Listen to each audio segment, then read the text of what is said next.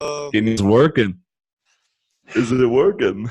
It's working, man. Dang, your Sweet. voice sounds so clear. I love it. No more of that mic hitting Yeah, your like, chest whoa, anymore, man.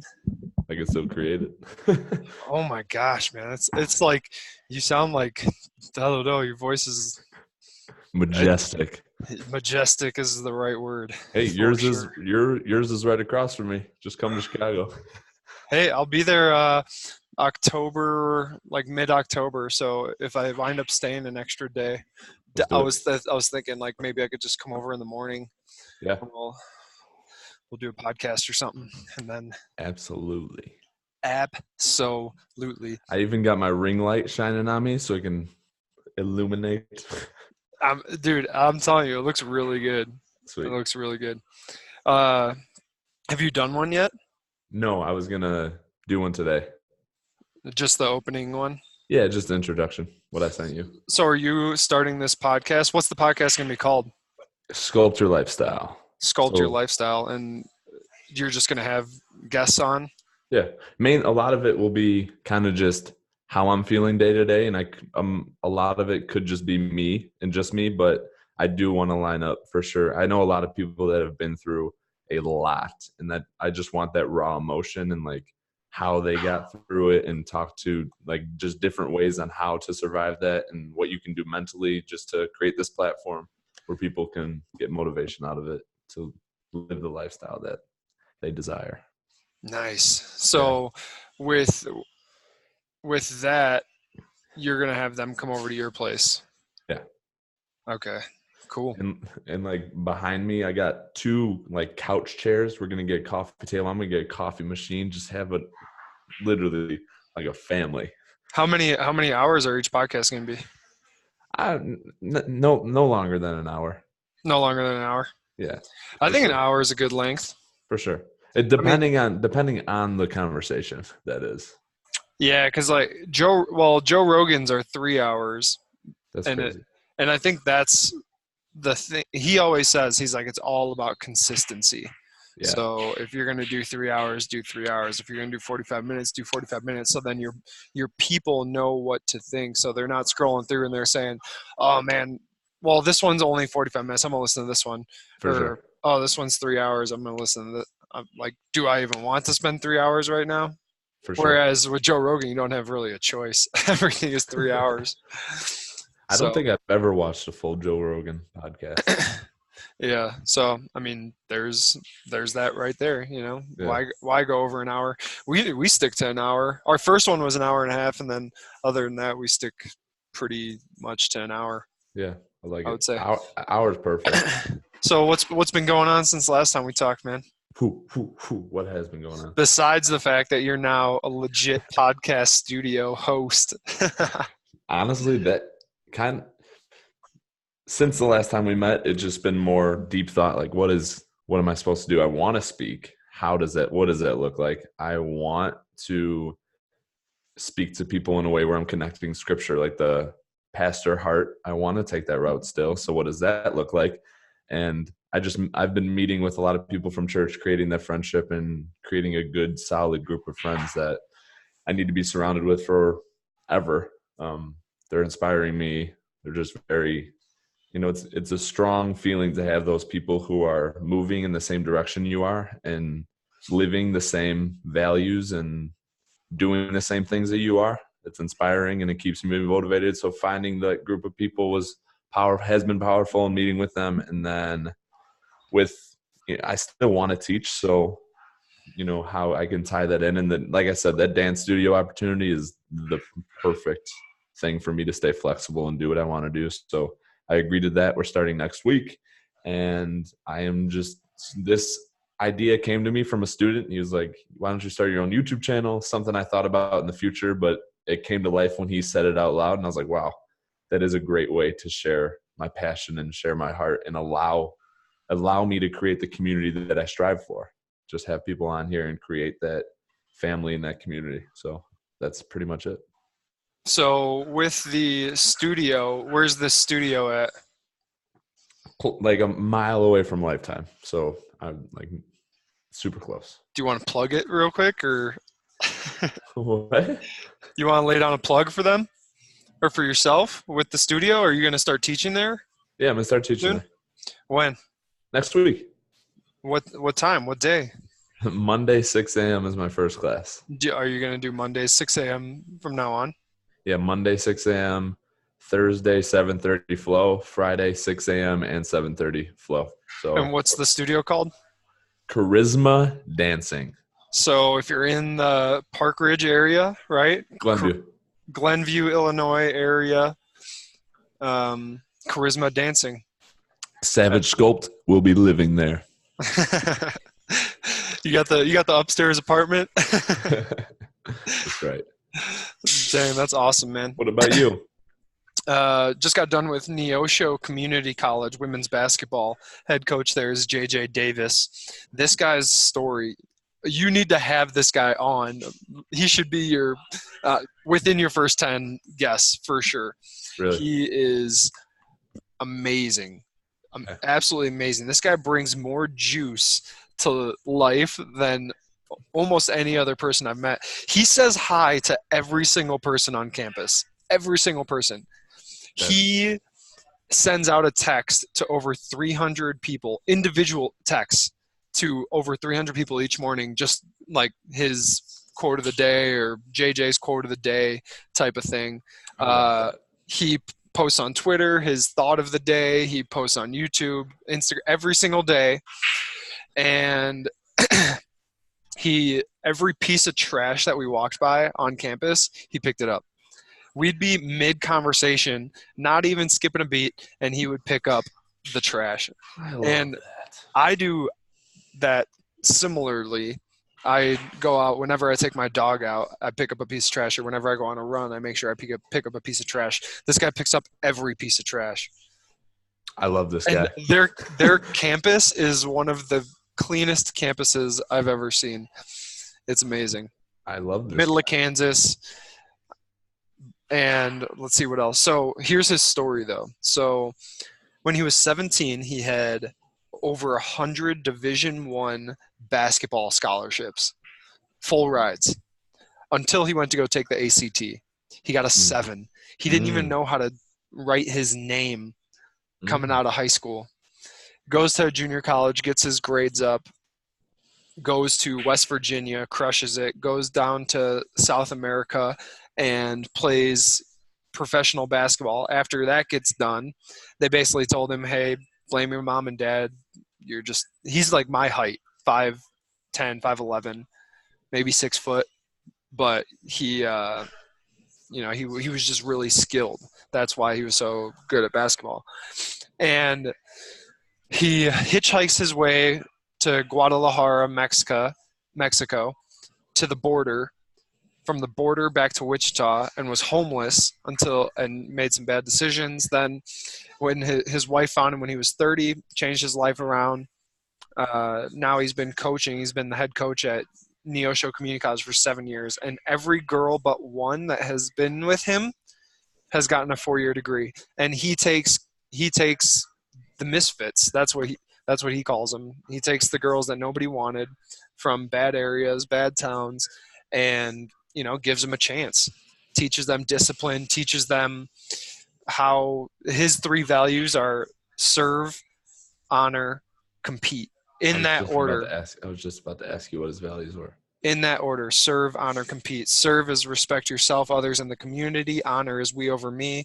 And compete is 1% better. Get 1% better every single day. And he has based his life around this 1% better thing. So there's 1,440 minutes in a day. 1% of that is 14 minutes and 24 seconds. So he's split up his life into these 1% increments. And he says, okay, he prays with his wife in the morning for 5 minutes. Then he sits there kind of just in no thoughts at all for 5 minutes. Then at night, he does another 5 minutes of gratefulness with his wife. So that's, it's 5 minutes, but 14 minutes and 24 seconds. And then he has a checklist, a whole page long of things he does every single day, involving the posting to Instagram, Facebook, Twitter, 300 texts, email, everything, a whole list long. It takes him about an hour every morning to go through. But his whole goal in life is to impact 1 million lives. And That inspires me.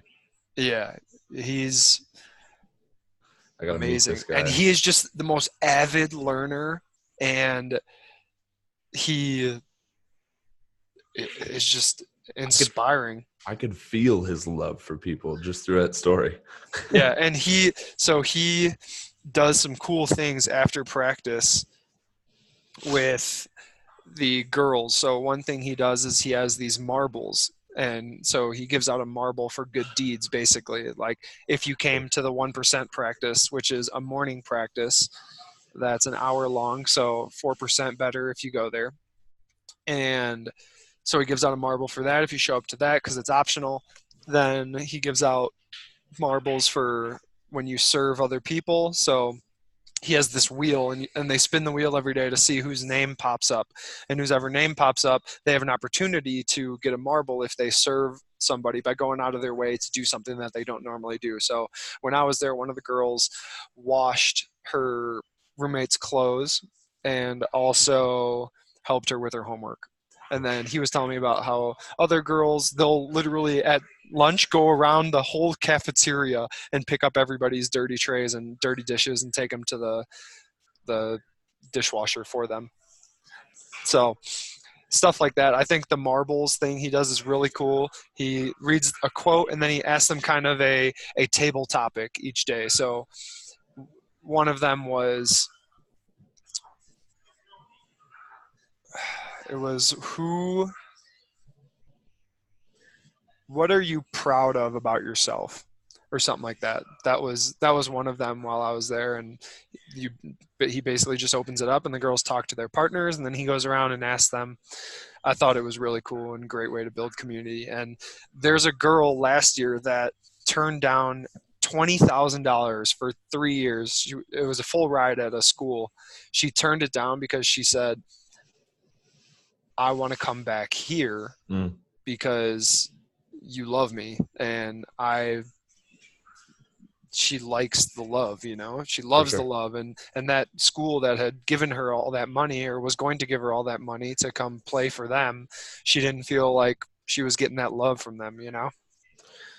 That, I mean, I already love this guy. And that literally goes back to why I wanted to create this YouTube channel and podcast in the first place, is because like that text I sent you, it's all, I believe that focusing on ourselves is important. Obviously you need that for improvement, focus on the things you want, but it comes to a point where it is a form of toxic thinking when you're only thinking about yourself, when you're only thinking about, I need this, do I look good in this? Like when we get into that pattern, it only creates negativity. It is a way of toxic thinking. Caroline talks about that.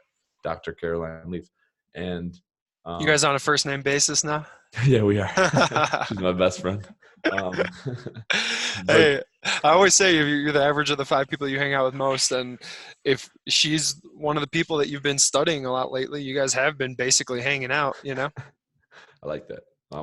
I'll tell her that if I ever meet her. But when we help people, it helps us almost even more than it helps them. Like we're feeding our soul. We're realizing how powerful it is when they react in such a positive way.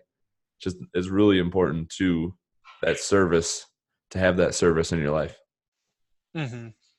Yeah, and the thing we talked about a lot when I was there with JJ is we over me, and we over me, we before me. But also I like when you put it in a fraction and you have we on top and me on the bottom, you can't hold up the we without a strong me. So you do have to take care of yourself. Now the toxic thinking is bad. Oh, am I looking good here? Am I doing this for me? I'm doing this for me. But at the end of the day, if you're not eating right, if you're not moving, if you're not building your mindset, and if you're not sleeping, you're not going to be able to bring your best self to all those other people, and you're going to crumble under the weight of their what like your ability to serve. Mm-hmm. Mm-hmm. Yeah. If you if you're always in that constant toxic thinking, state, then for yourself, then your actions will show it, because whatever we say is always first a thought. So if people are in that toxic thinking state, then we will know by their words and actions. But when you do focus on yourself, you're able to, I mean, I have to, but my version of focusing on myself is waking up at 3 and getting into scripture and my devotionals. And that is my me time. And that primes me for the energy and the knowledge that I need to carry out what I want to do throughout the day. So you do a lot every morning. Yes. Do a lot, and little by little, a little becomes a lot. So you're doing the little things every day. Yep. To boost yourself, to give yourself the best chance at serving people at a high level. And adding to that, the little things for those people who are scared to set goals and think and haven't set goals. We've talked about this before. When I was scared to set goals, I was scared because I kept thinking that I needed to set massive goals. When I thought of goals, I thought of only doing massive goals. But if you're not conditioned to complete goals every day, then start small. Make your bed, read 10 pages. Start with small goals to get your brain addicted to accomplishing goals, and then you will be led to bigger goals. Mm-hmm. It's kind of funny you brought that up, because JJ, every week he has a whole syllabus laid out for the whole time that his girls are there. And one of the things he sends out every Monday or every Sunday, it's either Sunday or Monday, he says, here's a new habit to implement this week. And one of them is make your bed. That's awesome. So he's trying to create those habits of discipline. Mm-hmm. And because discipline is what you need in order to be successful. Not even whatever your definition of success is, in order to make it through life, discipline. You have to be disciplined. Because places where I have had my hardest time keeping that discipline, it's really testing your not only physical strength but mental strength. It's something you don't want to do, but when you do it, you have that little breakthrough. And if you keep having breakthroughs, you're going to constantly be addicted to breakthroughs, and it's only going to help you set even harder disciplinary acts in the future. Mm-hmm. It's kind of funny. The Daily Stoic today, which is my favorite book, one of my favorite books. Mm-hmm. It talks about no pain, no gain, and how difficulties show a person's character. So when a challenge confronts you, remember that God is matching you with a younger sparring partner, as would a physical trainer. Why? Becoming an Olympian takes sweat. I think no one has a better challenge than yours, if only you would use it like an athlete would that younger sparring partner. So Epictetus said that, and then it goes on to kind of explain it a little bit more. But difficulties show a person's character, and they grow your character. And it's kind of, I've heard this before, I'm not sure where, but it's like when, what's that Marvel character? Oh my gosh. Captain When you America. chisel something out of marble, what's the famous one?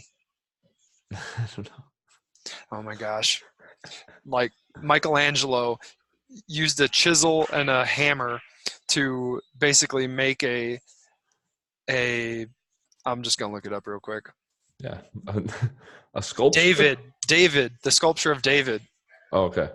So he looked at this marble block and he sculpted David. Yeah. So he had to get rid of all of the impurities and the excess crap, right? To get down to this beautiful creation. And was it perfect? No, but I mean, it looks perfect to everybody. It's one of the most famous sculptures of all time. And that's how it is. The pain and the difficulties are sculpting us.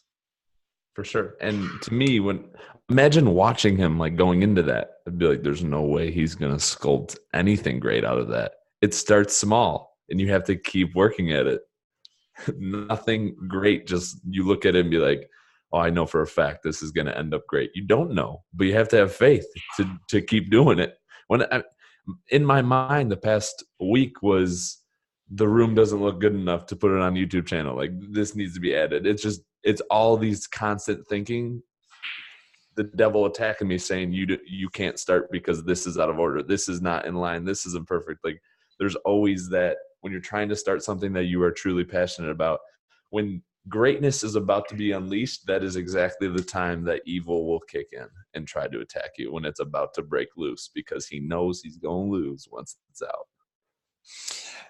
And there's this other person going off of that. Today I heard about how you want to swallow the devil, because in the devil there's a lot of power there. If you take that energy, that fear energy, and you take it in, you can use that energy to help you. For sure. Well, Steven says all the time, if you're on a path to where you want to go and there's no conflict, then you're probably on the wrong path. Because with following God's path that he set for you, it's hard to do it. There will be so many more roadblocks than there is clear paths, because that's when the devil attacks you the most. So if you can know that, and know that where there's conflict, there's greatness coming, you just got to accept it and just constantly know that. Yeah, the book I was just talking about is called The Power of Myth by Bill Moyers. Based on them. Yeah. Okay. It's by Joseph Campbell, actually, The Power of Myth. And in it he says, the more challenging or threatening the situation or context to be assimilated and affirmed, the greater the stature of the person who can achieve it. The demon that you can swallow gives you its power, and the greater life's pain, the greater life's reply. Ooh. I just thought that's so true. You can and we've talked about this on, I think it was our first one. Out of the hardest things in our life that's our greatest stories, and what makes us great is those hard times. Well, think about it. When you're in a hard time, you get confused on what you need to do because it's so scary, it's so new. So you dig deep and find every skill, every attribute that you have within you. So it brings out the character. It unlocks strengths that you didn't know were there if you keep pushing forward. Because people get used to just sharing this little part of themselves during this time of their day, and then this part of themselves during this time. Hardships bring out everything. It's uncomfortable, it's new, but that is where you find what you're truly passionate about, and that is where you find your true strength that lies within you. Is in those hard times. For sure. It's so true. You go through any hard times here recently, besides the not having the studio look good? No. I mean, every day I have constant thoughts. I mean, I sit down at night before class and I write down the intention that I want to share. And as soon as I wake up the next day, I just hear it's not good enough. Like, you shouldn't share that. Why would you share that? You're unqualified. You didn't finish college. Like, what do you have to say? All that. I have these thoughts every single day, 100% of the time. And it's funny because there have been times where it's beat me and it's like, you're right, this intention stinks, I'm not going to share it. And I don't share it.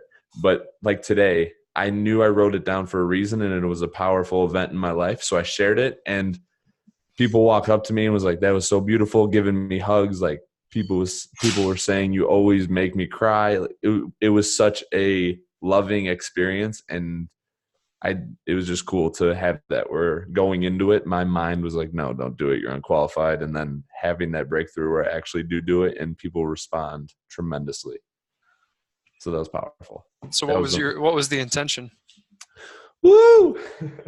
So most of my intention in class, in some way, shape, or form, comes back to being vulnerable. That is what I speak about the most, because through my experience, that is what helped me the most. And what I talked about was 10 months ago. That was the time in my life where you kind of just have those thoughts where you think you're better than everyone. You see people struggling and it's like, oh, I'm so happy I'm not in that state. And people listening, you could judge me. We're all human. You've had those thoughts before. It's okay. And I'm admitting it. But where you just have that state where you think you're better than anyone else. And it comes to a point where you either retreat from your emotions or you compete. And I shared that because a lot of people, they have these deep emotions and they're so embarrassed from it, so they'll retreat from sharing it, leaving them growing that negative tree branch and making it worse. Or they'll compete. And it's so scary to think about this. And I've done it too, where you're in a group of people and they're talking about, oh, I'm struggling with this. And we're such a competitive nature that we think of ways where we can just over exaggerate our struggles to make them seem worse than the other person. So it's like we're trying to make it, put the tension on us, making it seem like we're struggling worse than the other person sharing. Like there's that competition going on. Or we'll just say, I'm doing great, I'm doing so well, so it makes it seem like we're better than the people struggling. But in every day when you can walk past random people 100% of the time they're struggling with something. We're all struggling with something. So I talked about that, the retreat and compete with emotions. And then I brought it back to why I talk about vulnerability so much. And that was because when I was in Peru, I was struggling so hard. And I think it was the second night, but my instructor was like, does anyone want to just talk? And it was like 8 at night. And I heard God whisper, raise your hand. And without a thought of saying no, I just raised my hand. And as soon as she called on me, I bawled my eyes out. I cried. I released my emotions, what I was going through. It unleashed like a river. And I felt embarrassed because I was crying. I was laying in my own tears. And I look up and then I see other people crying. And then this girl, I'm not going to say her name or her story, but she was able to share something that she's been holding for half her life and never told anyone. And in that moment, it was like, okay, God, like this is one of the most powerful moments of my life. It changed my life forever because we truly do survive on connection with one another. We were planted on the earth to talk to one another, not to ignore one another, to go through our struggles. I mean, there's been times where I'll be ordering coffee and it's like, hey, how's your day going? And well, I'm kind of, that ability to just have that quick conversation to bring out our struggles into the light could change the person's day can change their day for the amount of time that's left. Like those little conversations, those little moments of bringing our emotions into the light can change, how we feel and allow it not to dwell inside of us and keep growing. Vulnerability is so important. And I talked about that and I cried during class today when I shared it. So it was powerful. So if you're not supposed to retreat and you're not supposed to compete, what are you supposed to do? Speak. Speak. How do you speak? What do you mean by speak? Good question. So retreats, running away, compete is over exaggerate or just completely ignoring.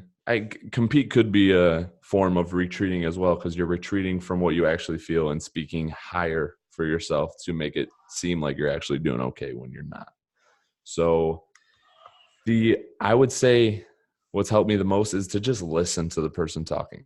If they're releasing, listen to what they're saying and create that connection. Let them know that you are there for them so it can make them feel comfortable, because you never know, the next word that they say could hit you in a way that will unlock something that you subconsciously didn't even know was there.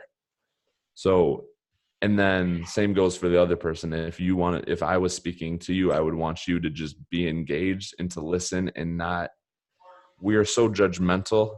And I would see your struggle. Someone would see a crack cocaine addict and be like, wow, I can never do that. And it's like, well, they're looking at you and you're on your cell phone on Instagram 100% of the day. Like how it's the same addiction, just dressed up differently. So releasing that judgmental act that is so prevalent in society and just being there for others and listening to them and trying to create that connection in some way, shape, or form. Mm-hmm. And so you're saying connect with them by maybe letting them know you're there to listen, but then also letting them know you're there to listen by showing them you're listening. And Exactly. what's one way you could show people you're actually listening? Eye contact. Eye contact. I like that one. What's another way? what helps me when people are listening to me is those little like phrases. Like if I was speaking to you and you were to be like, wow, oh, okay. Just those little things to make me know that you're connecting with it. You see where I'm headed, and it's moving you too.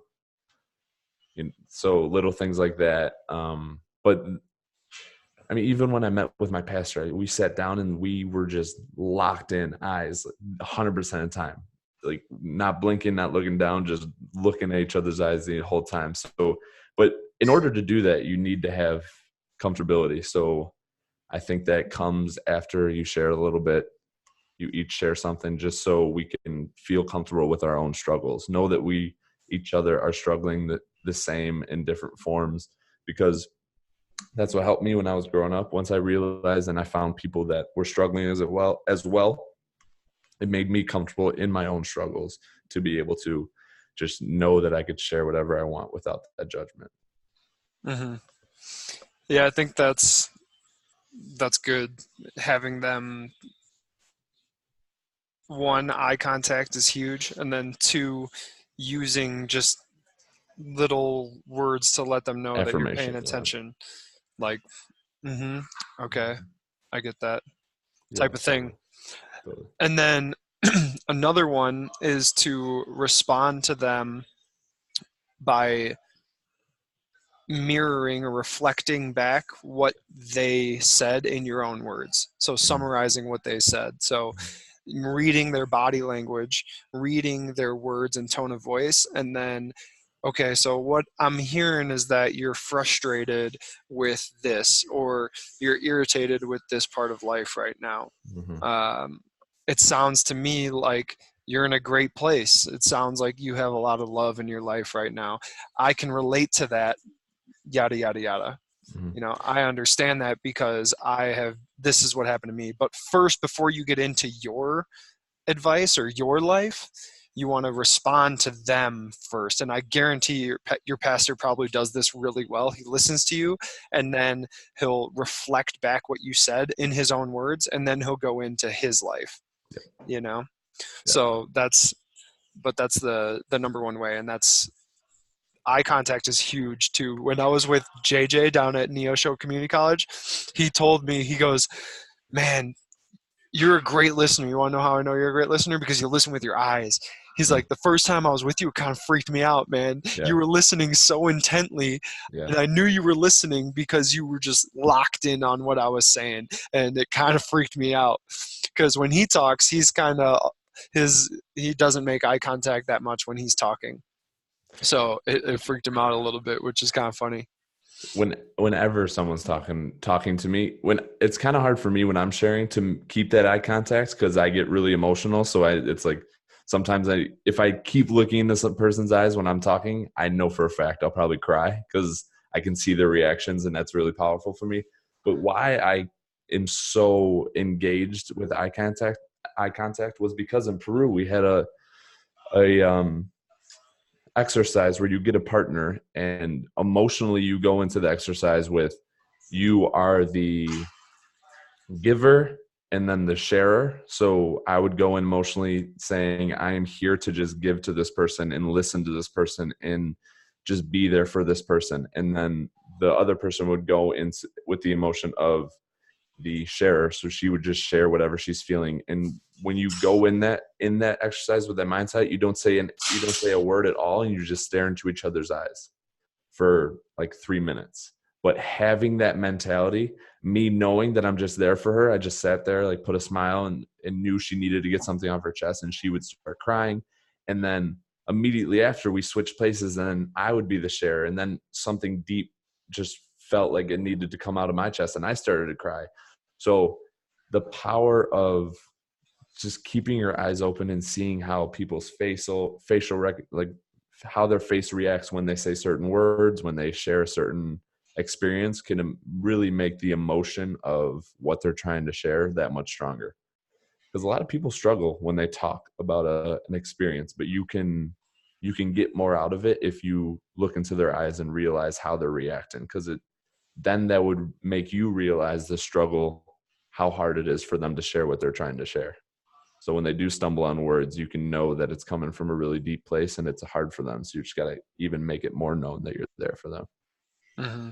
And you do that via eye contact. Yes. And that's why I think some college coaches have their baseball players take off their sunglasses every time they're talking, or coaches taking off their sunglasses when they talk to their athletes to let their athletes know that they are seen. I love that. There was one coach I heard from who talked about how he would always take his sunglasses off every time he would talk to kids. Take his sunglasses off, take his sunglasses off, take his sunglasses off. Then one day, a kid on the team, he was the assistant coach, and one day a kid on the team had a question, walked right past the head coach to come to him and ask the question that the head coach easily could have answered. Yeah. And so the coach asked, "Why did you come to me? Why didn't you go to the head coach? You had to go right by him to get to me."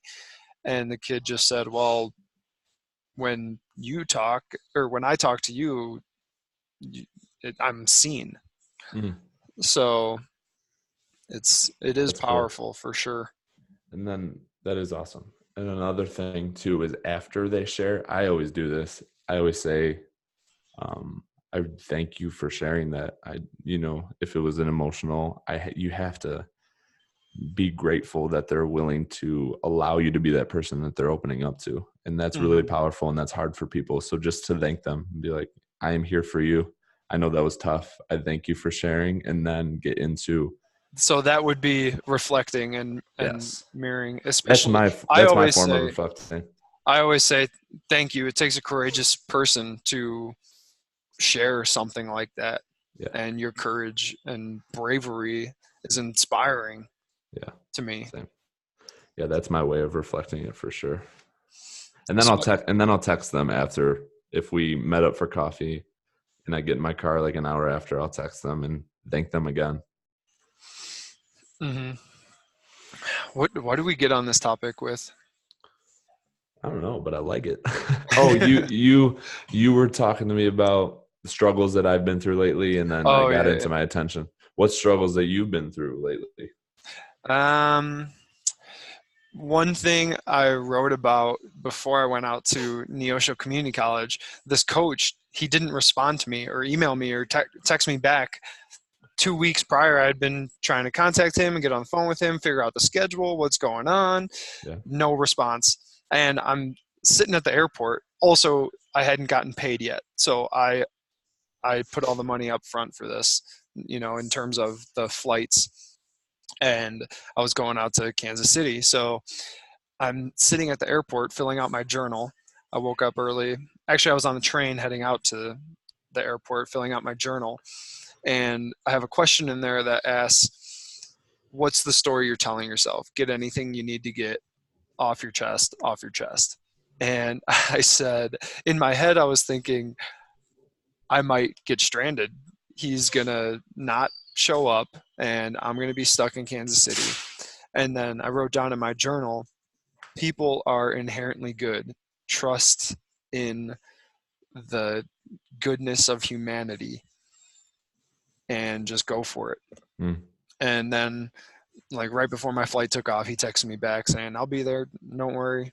And Nice. landed. And also at the end of the day, I also told myself, well, at the very least, I'll get to hang out in Kansas City for a couple of days by myself. For Not a sure. big deal. Nice.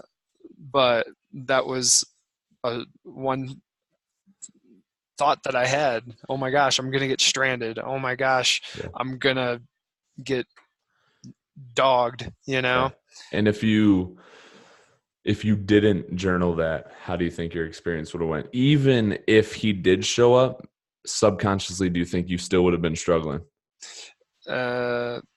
Probably, honestly, because whenever I write something down like that and my brain can kind of make sense of it and look at it and be like, that's a silly fear, then I'm able to get over it a lot quicker. Or even last night, I'd been gone basically 3 out of the last 4 weeks. So I haven't been able to hang out with my girlfriend barely at all.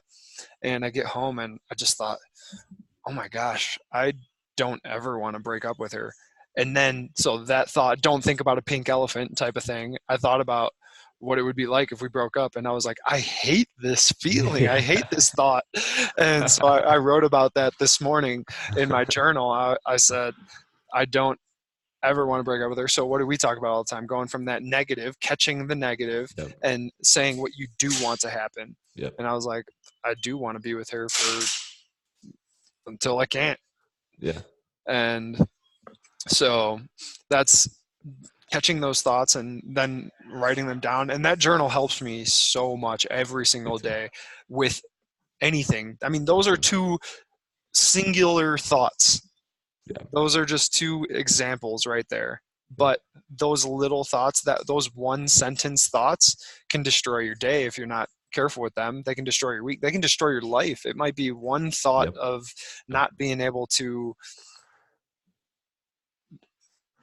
do what your boss wants you to do or something. There was a quote that I shared not too long ago, but it said, are you actually having a bad day, or did you let one bad thought destroy everything in your path, or something like that? It's so true. It's like someone cuts you off in traffic and you're yelling 4-letter words, like something so small. Just literally you let it attack you, instead of just being like, you know what? I've cut people off too. It's okay. Mm-hmm. I honestly think too that meditation has helped me with that stuff. And I mean, research shows that it helps people with that sort of stuff. It helps you be in control of your mind rather than your mind being in control of you. And when you have those thoughts, you can catch it and store it for later, or you can just catch it and throw it in the trash and you don't have to think about it anymore. Mm-hmm. So, but another part of my journal that I really like is my gratefulness part. Me too. Whenever I struggle with someone or something, almost every time the next day, in my gratefulness part of my journal, I write down their name or I write down that situation, because if it wasn't for that situation, that frustrating, irritating, aggravating situation, it wouldn't have taken another chisel off that marble slab to turn me into the person I'm meant to be, you know? Anyone listening to this, remember that this part of it forever.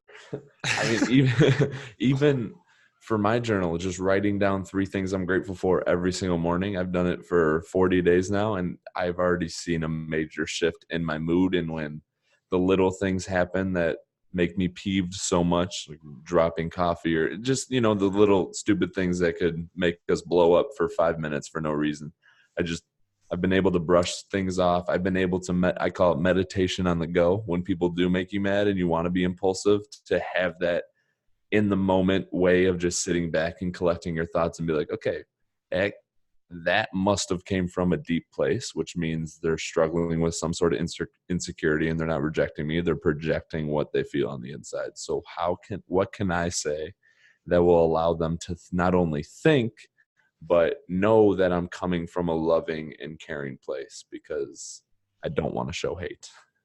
Mm-hmm. Yeah, I write down, I call that micro meditation. Love that. That's which is similar. I think it's the same thing. Yeah, absolutely. But let me see. I've done my gratefulness now. So I took my journal. I've always done gratefulness for years, but this journal that I'm using currently is on my phone. Cool. And I've been doing it now today's was my 98th response. And I used to use this journal called Grid Diary. Have you ever heard of that one? No. What is this? You got to send me this app, the gratefulness one. Oh, well, it's just a Google form. So here's what I did. So if you go into Google Forms and you make one on your computer, then you can make it a app on your phone. So here's my morning journal one. It's a Google form that I just open up on my phone every day. Cool. And I write there.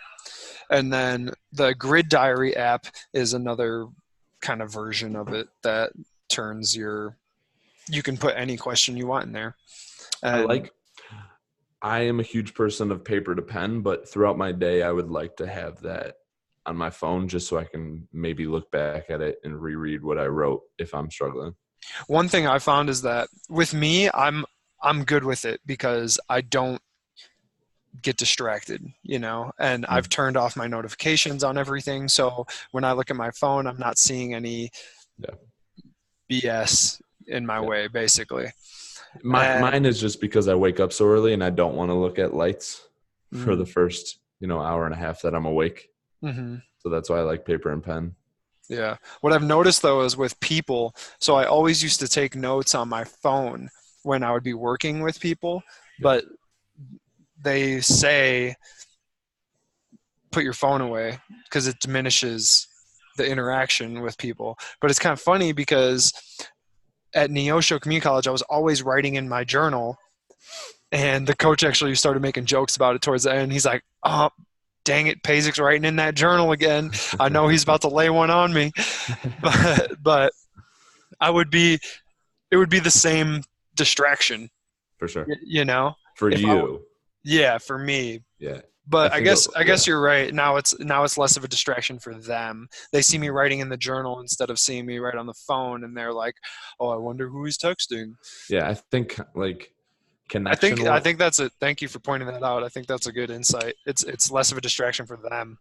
Yeah, for society in general, I think connection wise, if you're either on a date or you're at like a bar scene with a group of people, as soon as your phone's out, it doesn't matter what you're doing on it. The people's thinking will go straight to, I wonder what he's scrolling through. I wonder who he's texting. Bored. Yeah, exactly.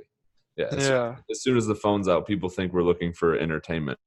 Dude, when I was in Iceland, so Baldur and I, the head basketball coach I was with, in his apartment, the upstairs apartment, it's actually a house that he lives in with the bottom floor rented out.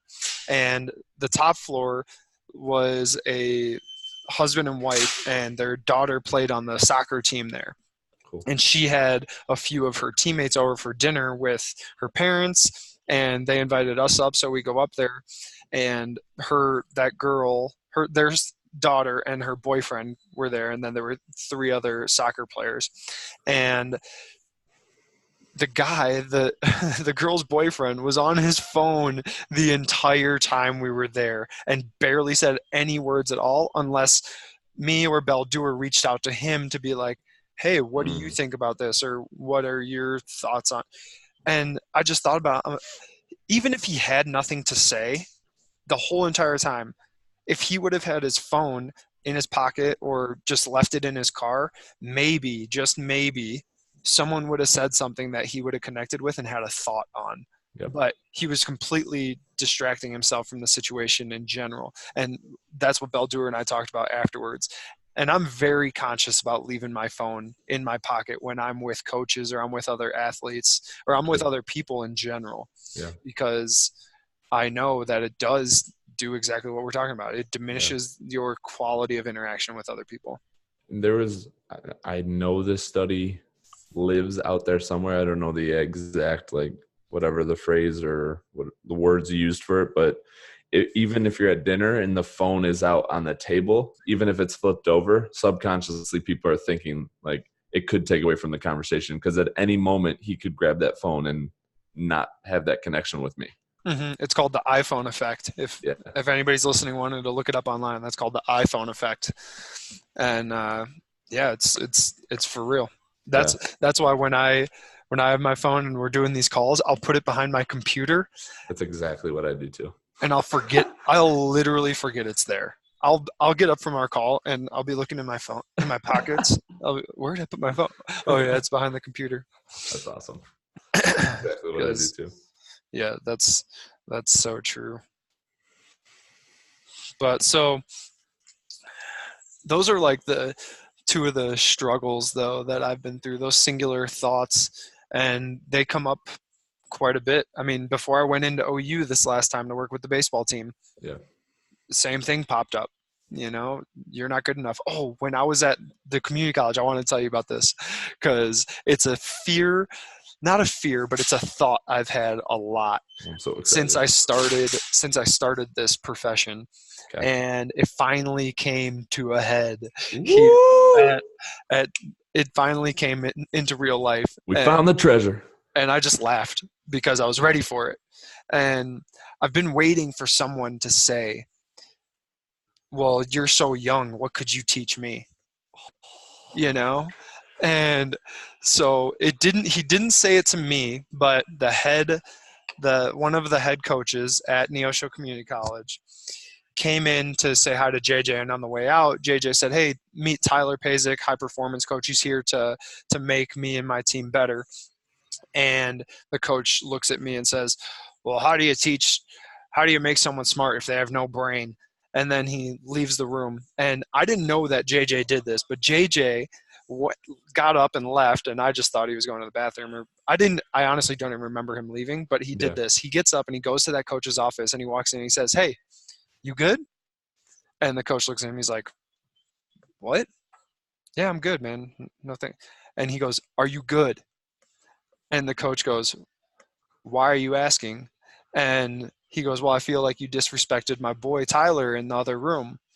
And that's when he said, "That kid's 24 years old. I'm 27, by the way. So, but I do look very young, You do. And he goes, that kid is 24 years old. What's he going to teach you?"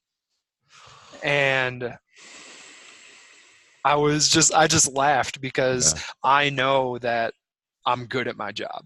Yeah. And because I have testimonials, and I've put in the time researching. Now, do I have the experience of 15, 20 years under my belt?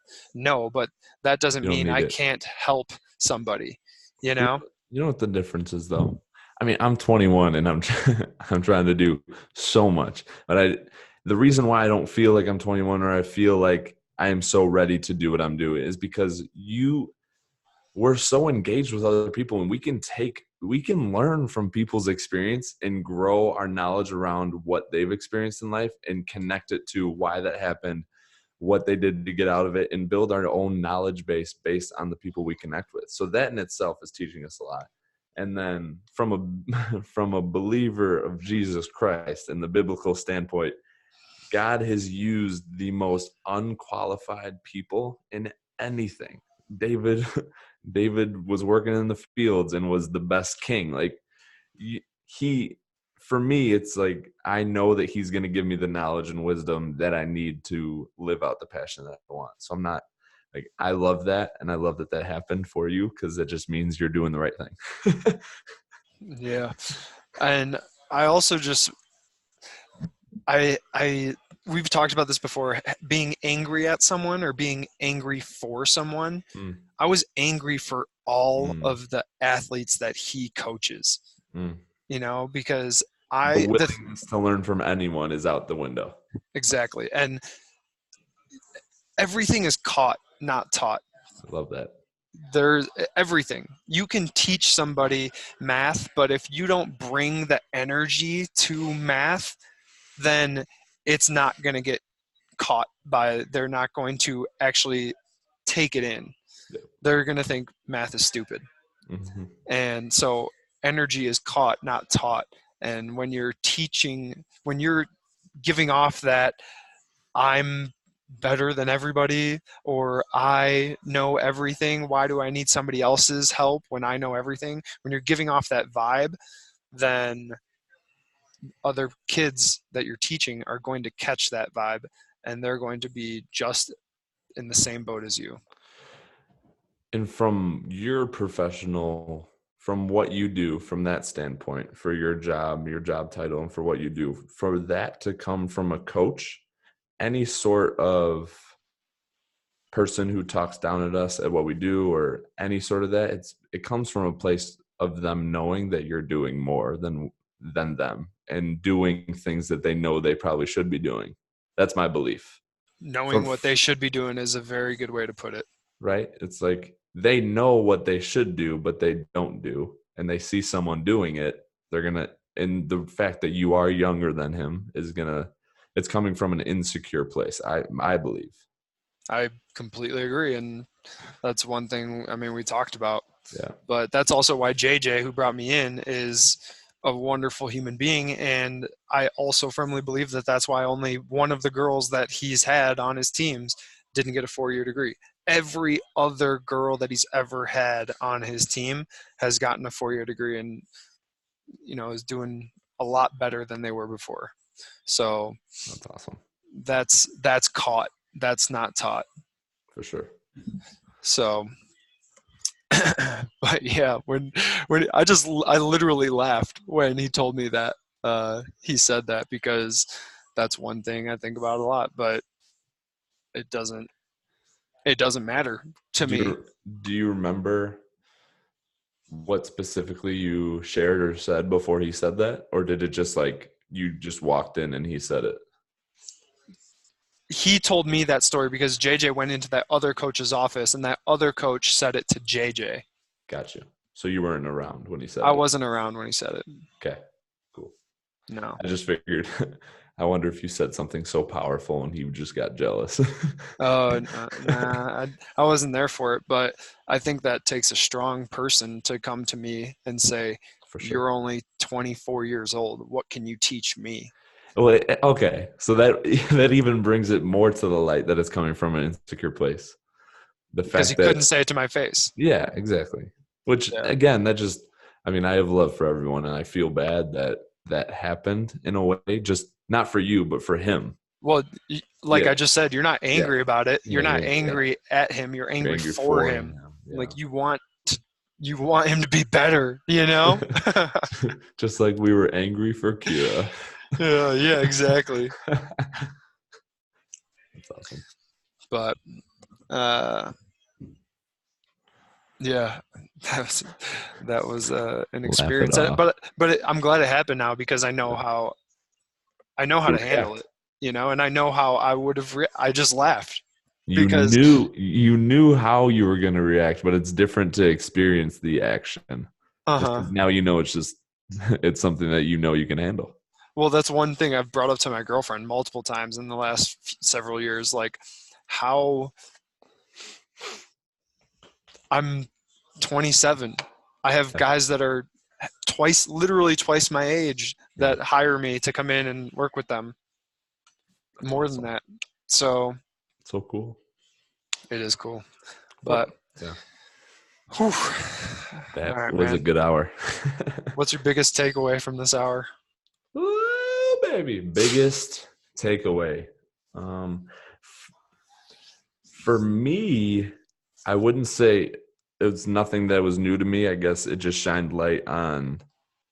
I never really talked about why I do. I mean, I just subconsciously knew why I do the gratitude act and gratitude practice. So it just brought to light how important that is and how I need to stay consistent in that. But for people out there, I would say the eye contact and truly just listening to people when they talk. Listen, be there for them, and allow that to be equal for when you share. So if they're speaking first, be there for them, eye contact, so then they can know and feel comfortable to do the same when you share. Mm-hmm. And adding on to that, I think being okay with pointing out discrepancies between their body language and what they're saying, and their tone of voice and their body language and what they're saying, and being okay with, hey, you're saying this, but what I'm seeing, because 93% of communication with other humans is nonverbal. So you're picking up on stuff that they might not be aware of. And they might be saying something, but subconsciously they're giving off this vibe with their body language that's saying, hey, they're saying, hey, I want to do this, but their body language is saying, I don't want to do this. Yeah. And so being okay with pointing that out and just saying, hey, I'm starting to get the idea that, or so from what I'm seeing this with your body language, but I'm hearing this with your words. So it's not matching up to me. Are you sure you're telling me what you want to tell me? I like that. Like, and just leaving the door open for them, because allow them to think and dig deeper. And if they say, yes, I'm telling you what I want to tell you, then you got to be okay with that, For know, sure. at the end of the day. For sure. Ask questions, man. Quality questions, quality answers, as always. Boom, baby. Dude, your voice sounds fantastic. People are going to be like, who is this guy? Yeah, no doubt. All right, man. Well, I will talk to you soon. Yes, sir. See you, buddy. All right. Later. Peace.